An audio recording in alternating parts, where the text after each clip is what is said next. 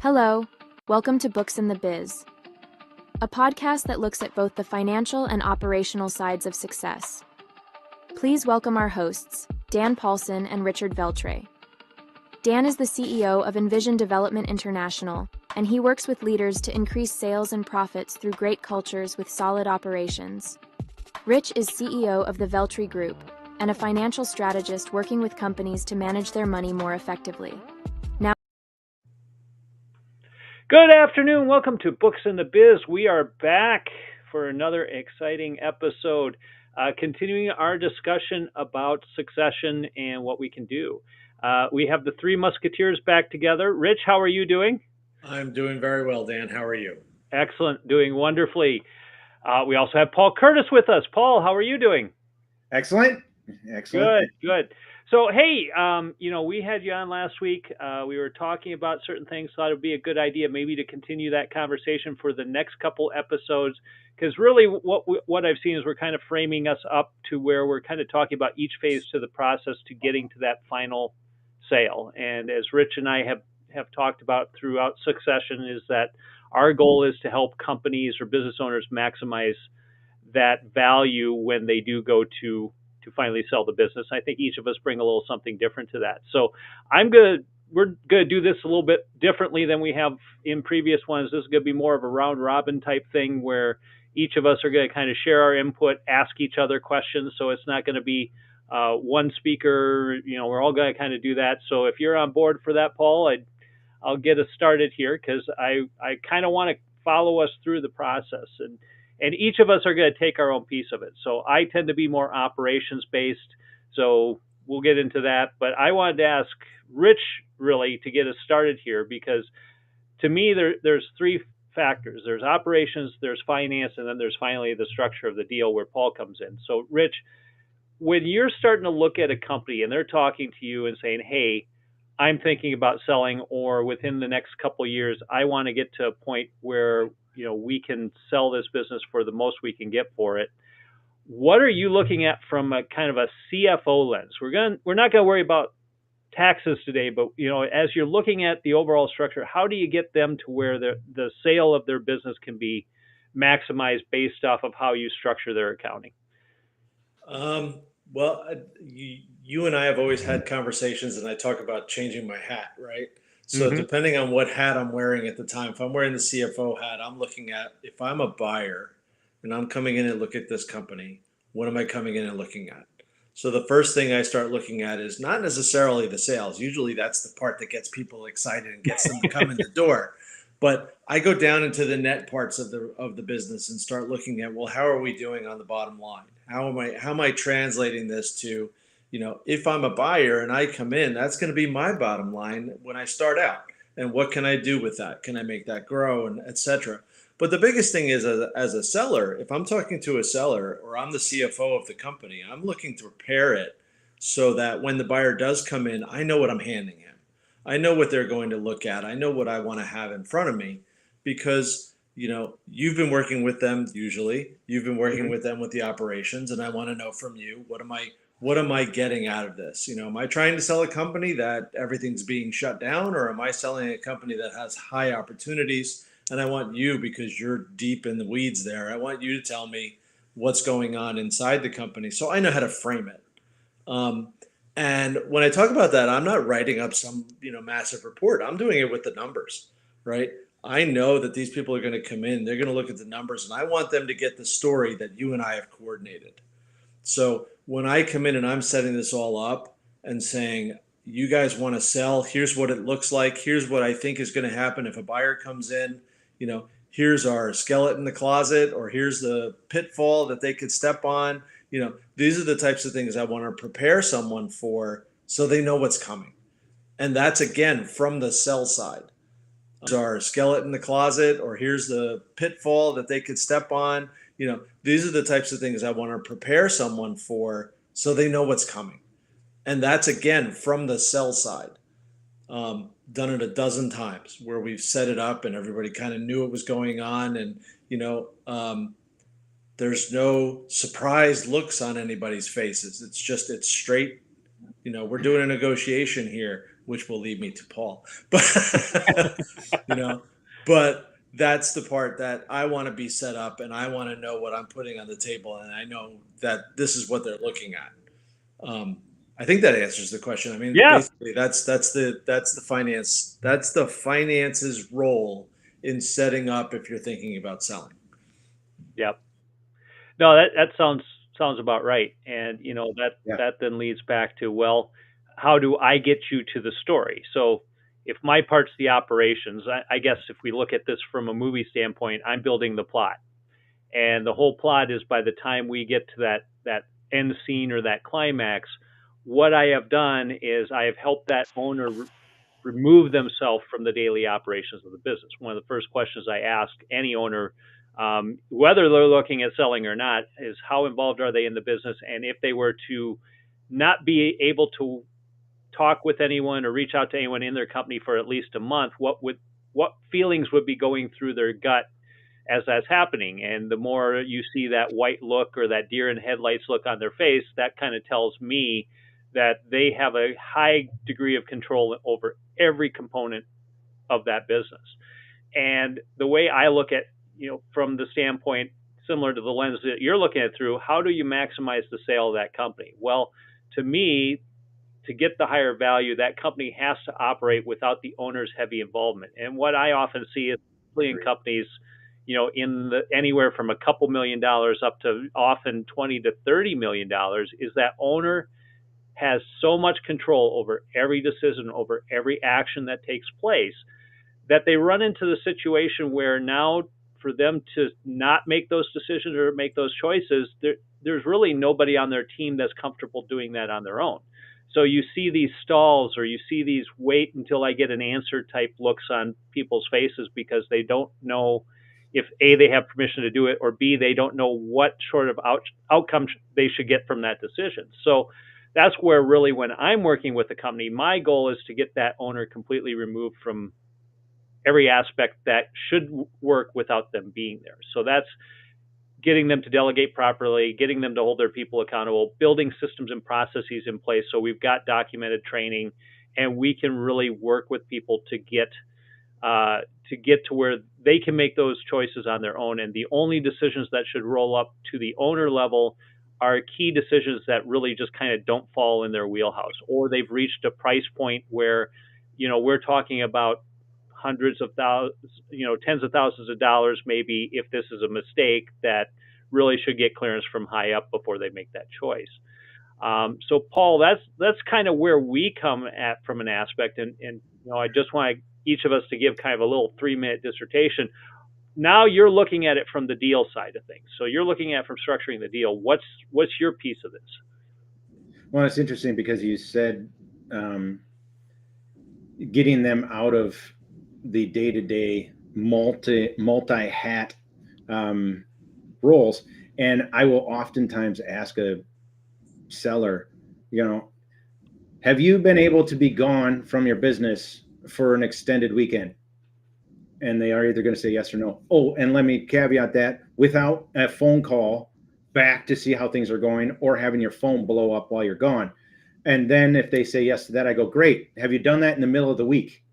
And if they say no, I go, well, you should try that. And then if they say yes to that, I will go, great. Have you done it for 7 to 10 days? Oh, well, you should try that.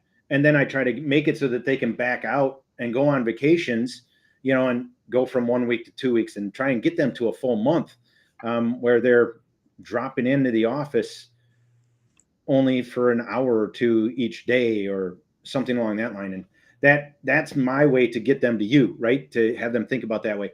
And when it comes to, looking at structure, a lot of times there's really 2 different ways that a deal can be structured. I mean, if you jump into the weeds, there's so many different ways that I could go with this conversation. But the one that came to me was, there's 2 different ways to sell the business. There's either this thing called an asset sale, or this thing called a stock sale. We'd have to jump into that a lot deeper. But the asset sale is the buyer's preferred way of doing it, and the stock sale is the seller's way preferred doing it. And it's all a matter of risk and mitigation and tax results are really the main two things of those two that you go. And I wanted to kind of give an example of what I see when people are trying to figure out, well, what does this mean in the numbers? That whole beautiful thing of, oh, the sale. Like, ooh, what am I going to walk away with? Because that's always what they're curious about. And they have this number in their head, whatever that number is. A lot of times it's their revenue plus something. And the reality is that's not how the number's calculated off. So let's just say a business is worth 10 million bucks. Well, how that structure will sometimes happen is there'll be an $8 million money received at closing, whether that's through a normal lender or an SBA lender, conventional or SBA. And the only two differences right there is SBA gives you a little better rate, and you have to come to the table with less money down, where a conventional has way less hoops to jump through. Then you have this thing called a seller note that they are never aware of and never know that it comes, but I haven't seen a deal where it doesn't happen. There's some form of seller concession, holdback, note, earnout, right? I always aim for a note. That could be a $2 million note. You're at the 10 million bucks. And then a lot of times, because there's a note, the buyer will often try to throw in, and I'll give you an extra $1 million as an earnout if you stay on for this amount of time longer than you really wanted to stay on, and we hit these certain numbers that you say we can hit, right? So that's kind of a quick down and dirty of how a full structure and negotiation happens. And then you come down to, well, how do I get to that value, right? And I start to look at these things called add backs. I start to look at these things called, how much assets do you actually have? And is that included? Is the building included in the sale? Is all of the trucks and all the things that are inside that building included in the sale? How about all of your inventory? How does that play into everything? Because inventory is fluctuating. How about, work in progress or WIP? Same thing. That's coming in. Okay, is that what we're going to be getting at the close, or is that staying with the seller, or is that going to go with the buyer? So there's all those things that people don't think about when it gets to the closing, and close into that proximity of the date of close. They're just looking at this big number, and that big number can fluctuate greatly based on a lot of those items that I just talked about. And I try to tell people, the less you're doing in the business, the greater the value you will have and the bigger the number will be, because the buyer can come in with everything running smoothly and you just kind of fade off into the distance, and everybody goes, I'm so glad you're sitting on your boat all day, right? And that's what your employees want to see. And that's what you want to have happen as a buyer. You want to be able to make sure that your legacy is handed off in a way that it will continue to run without you. That's the true legacy. It's not you, it's the legacy in the business that you've created over the last 2 generations or 20 plus years. It's one or the other. So that's kind of what I've found in a big, broad nutshell of how people think about a deal, how it structures and how they get their value. So I don't know if that answered the question, because I kind of jumped through a lot of high level things there, but hopefully that gives an idea. Oh, and I think it ties well into what both of us are talking about too, from each aspect of what we bring into the table. So our goal is to make your job easier. Your goal is to make the seller's job easier, or to maximize their value on it. And it does, to me, really come down to, how much of this business is turnkey. We've all heard of turnkey businesses, or, turnkey this, turnkey that. The whole idea here is there's a good chunk of owners also, or a good chunk of buyers, I'll say, that just want the company to work. They don't want to come in and make changes right away, because they know there's a high risk to making those changes happen. If the owner has been making those changes and putting in those systems and getting everything standardized, so that way the new owner can just come in and let it run for a while before they make any changes happen, is going to keep their employees happier, because the employee's not going to see the sudden upheaval with a new owner, because that gets them very skittish, and they might want to leave then. Also puts them in a situation where that business can be generating revenue easier than when there's huge investments that have to be made by the new owner to basically recoup his investment in that business. And Right. I mean, also, and Rich, I don't know what you see here, but I see when businesses aren't structured well, and that owner has a lot of involvement, or the owner just hasn't made those critical investments in building out the operations and whatnot, that's when those companies sell, they sell for a much lower price point than the company that's well run. So it might be well run with the owner in there, but you remove the owner, everything falls apart, and that the new owner is going to look at that, right? Absolutely, Right. 100%. Well, and before you jump in on that, Rich, I want to make one comment that you made, Dan, that's really important, that the sellers don't think about. If the current owner, who's been there at the helm for decades, is starting to make changes, the employees will be usually aware that those changes are done by somebody they trust, and for the betterment of the company to last when the buyer sells. Because people will start to ask, I've seen it happen, where they'll start to ask the owner, are you prepping this for your retirement or sale or something? Why all these changes all of a sudden? And that's when they can come back with, yes, I'm prepping it so that everything is in place, whether I'm here tomorrow or not, and I get hit by a bus, or I decide to retire in the next coming years to decade, right? And it takes away a lot of that anxiety from the employee's standpoint. And that way, if the owner's making change within a few years of sale, then when the buyer comes on and doesn't make any changes at first, but then starts to make changes within the first few years of purchase, the employees are used to that kind of change for improvement. They don't consider change by the buyer a bad thing.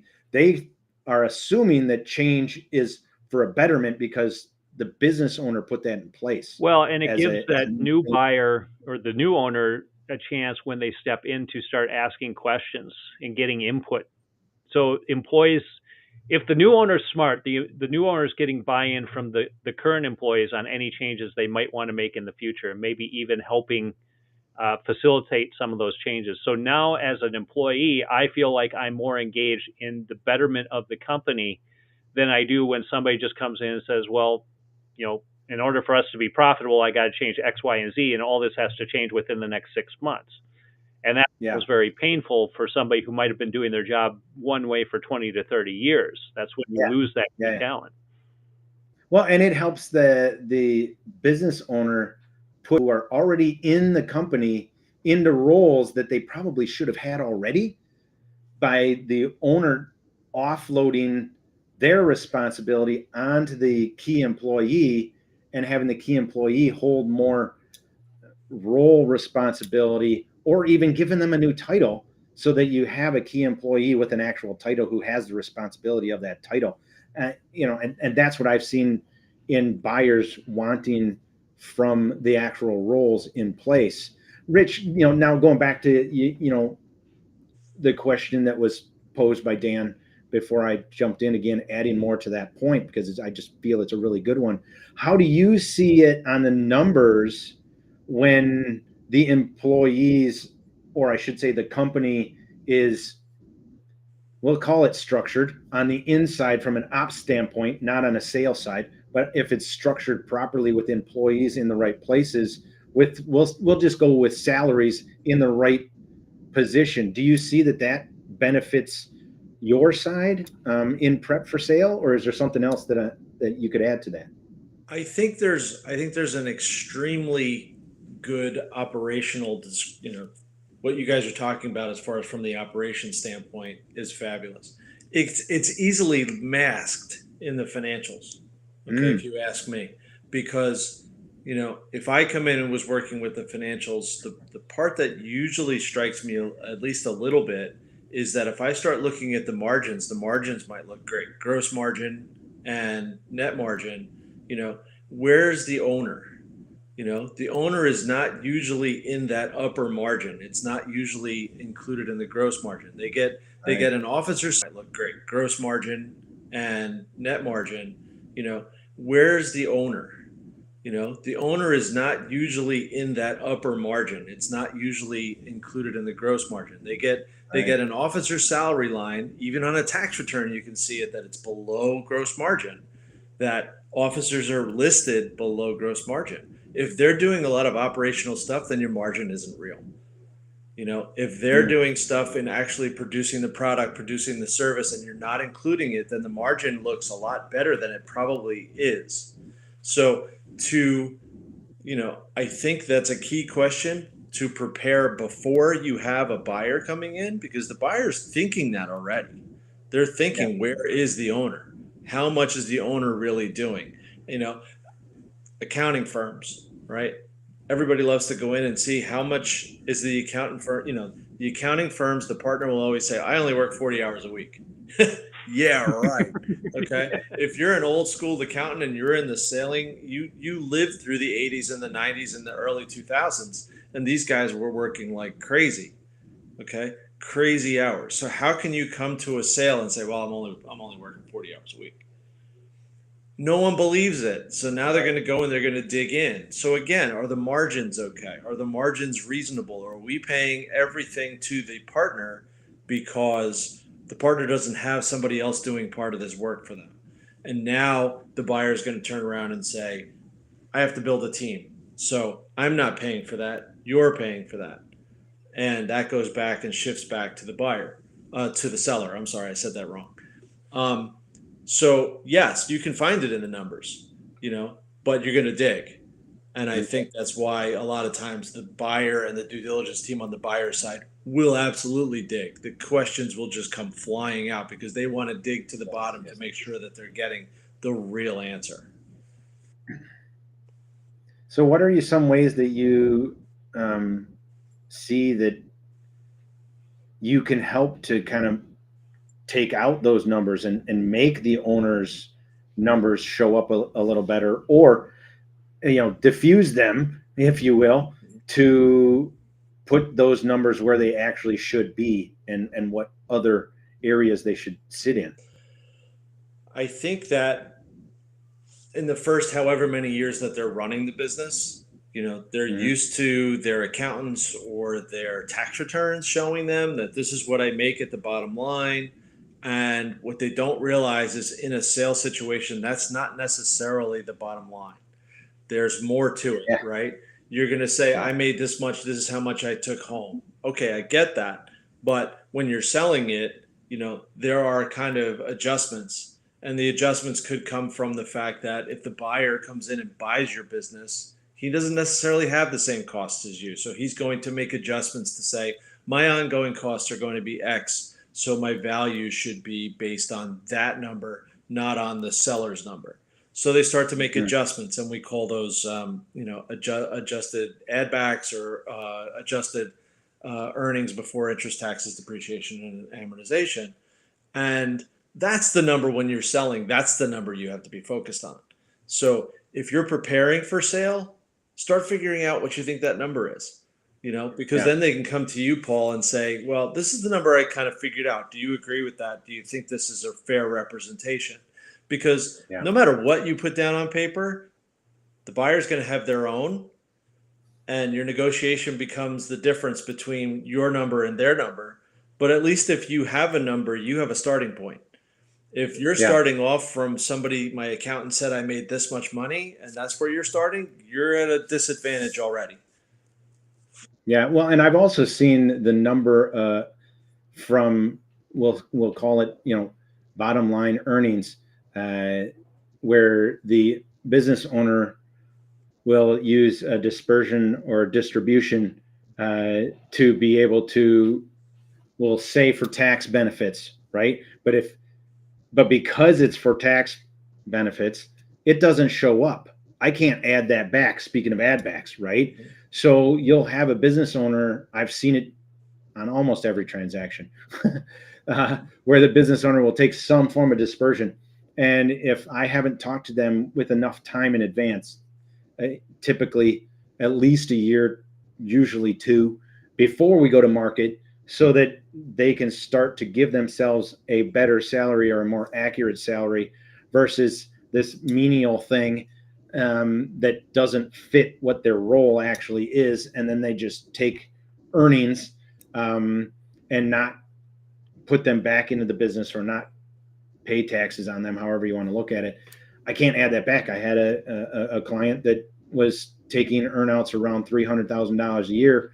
They got an offer at 4x. When you take a multiple of 4 on 300,000, that's $1.25 million that I can't touch, right? Well, not quite a full $1.25 million, but it's something that I can't put into the value of the business. So by you taking a couple $100,000 out, you just missed out on this big piece of pie at closing. Okay, I'd rather figure out how to play with taxes on 1.2 than on 300,000, right? You know what I mean? Like, give me that problem all day. I'm in. And that's what I try to do, is to make it so that this thing is structured such that you have the ability to play with a bigger number and deal with what kind of tax ramifications are there. You know, can I slide some of that into a retirement fund because I don't need all that millions of dollars right now? I can handle getting that 5 years from now when I actually turn 67 or turn, you know what I mean? So that's another structured game that I try to help clients with when they start getting close to that table of closing and signing on a dotted line for a number. But I don't know how that fit into what we were talking about, but it came up. I thought it Here's something else that I think needs to be considered as well, because I know you numbers guy always talk about the numbers, but here's the other part of it. There's also standard operating procedures. There's documentation. There's proof that the work is being done and that the systems are documented so they are not all falling onto the owner's plate. You know, I don't think a lot of people realize that, you know, business happens somehow. Okay. They know that. That's why they're interested in your business. That's why when they look at the P&Ls and the balance sheets and they see that there's profit and they see there's something here worth buying, that's important. But then as you start doing that due diligence and you go beyond the numbers, okay, now how do we know who's doing what? And what's the backup that's in place to explain why they did what they did? Well, if you have, again, documented systems and you have other people besides the owners delivering on those systems, so prove that you're actually using them, that to me is just as valuable as the numbers you're talking about, because I, as a buyer, am coming in and looking and trying to see, you know, as Rich was pointing out in the numbers with the whole salary situation, but I'm also trying to see, is that owner really letting the employees do the work, or is it falling back on the owner to make all those decisions? And if you have well-documented processes that are followed that can easily be pulled out and shown, it's a pretty good argument that the owner's not that involved in day-to-day operations, which makes it even more powerful than, Paul, for your case, to say, look, this business is worth way more, because how many businesses do you walk into that have any standard operating procedures documented or any system documented and any sort of training? Or even a handbook for employees, you know, all of those documentations, Dan, I have found become very valuable. And a buyer wants them, especially if you're in that realm north of $5 million on, we'll just say revenue, right? If you're north of $5 million on revenue, up to even 75 million, they're going to want some form of standardized book that they can go to and go, okay, so this is how you decide bonuses, or this is how you decide, you know, who functions in the shop, or who functions in the front office, or who functions out in the field, or who functions on the sales side. You get those standards of, you know, SOPs, right? Standard of operations. You get the ability for a buyer to just come in and go, oh, it makes it easier for them to not make changes for the first year because they know what's happening. Yep. And they know what to expect. And if that's all you do before you exit is start asking your key employees, how would you describe to somebody what you do? Like, I, as the owner, know what you do, but I'm curious, how would you describe that to somebody? Not me, just when somebody came up to you at a bar and goes, hey, what is it you do for such and such ABC company? Oh, I do this. Okay. In that, what is your daily, operations look like? What does your daily work look like? Those are the kind of questions as a business owner. If you just ask those of your employees, Dan, I'm sure you have a better way to dig it's deeper a than little that. bit more detailed than that, because there's Oh, for sure. lot of nuance in somebody's job that they just don't realize that they do. So Right. you can get 60 to 70% the way you're talking about. Tell me what you do, walk me through the steps. But then you Yeah. got to get to, well, this happened. Why did you make this decision versus that decision? And that is where the details really come in. So really Yeah. developing standard operating procedures isn't a 10-minute process. It's more like a several week or even a several month Oh, for process sure. to get all that stuff documented. And that's why when I walk into companies and you see that guy who's been doing that same job for 40 years, he knows that job like the back of his hand, and you point to the owner and say, okay, he gets hit by a bus tomorrow, what happens to you? And then again, deer in headlights look, blank They look freak on the out. face, and they freak out. It's like, that's because you haven't documented anything.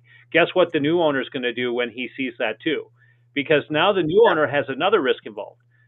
Somebody who's been there for 40 years sees the old guy walk out that he's worked with for that long. He starts thinking about retirement pretty darn quick. So, Yeah. there's other things there that really help with having those procedural things in place.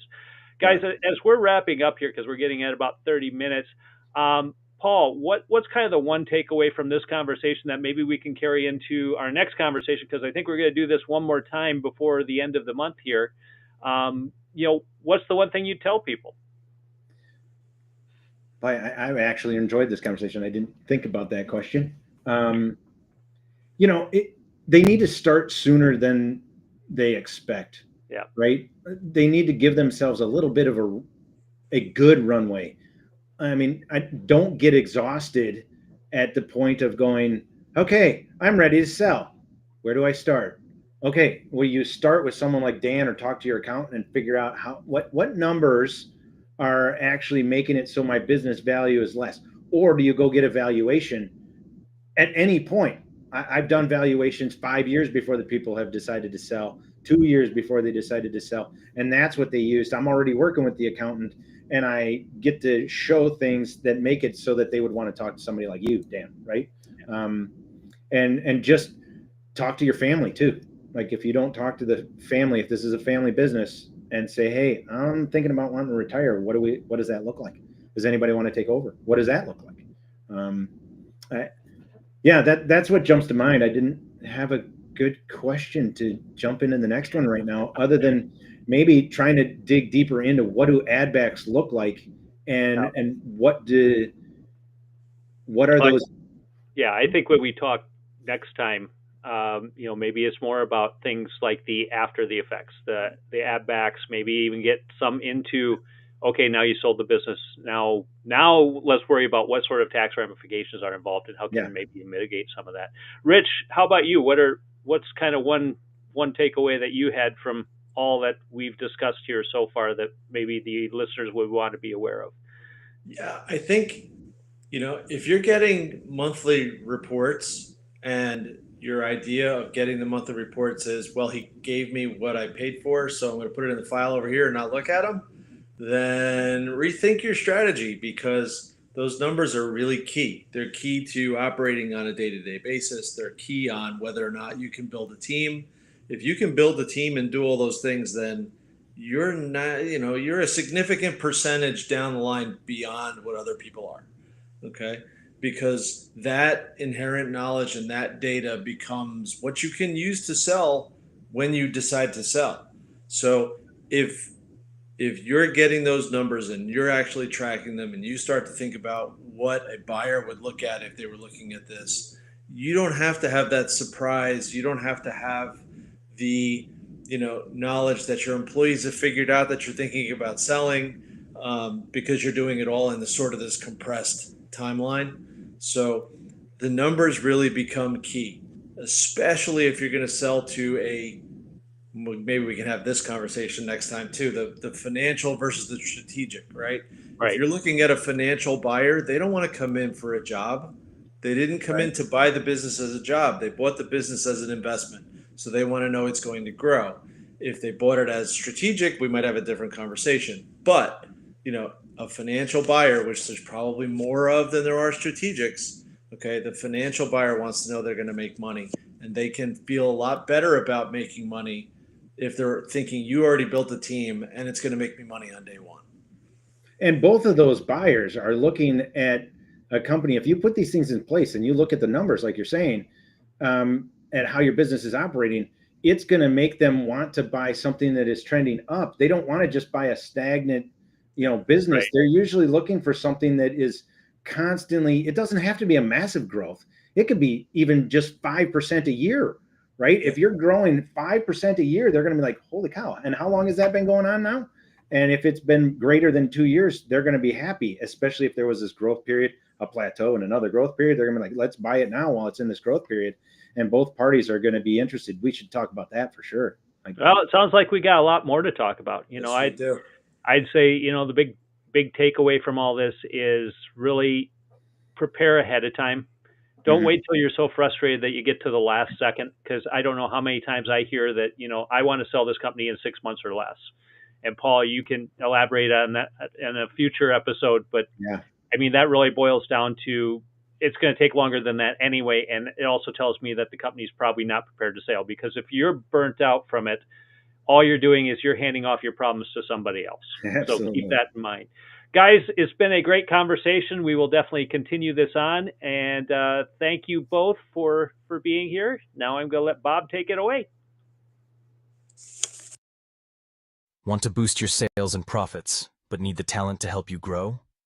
XCXO is a one-of-a-kind platform to find skilled fractional executives to help develop your team into a high-performance powerhouse. Fractional leadership is a great choice when you consider the average executive-level candidate can cost you hundreds of thousands of dollars in salaries, benefits, and incentives. XCXO finds you the executive and utilizes their talents to build your team's experience, all for a fraction of the cost of a full-time C-suite leader. Contact XCXO today to fill the gaps in your leadership team. Visit xcxo.com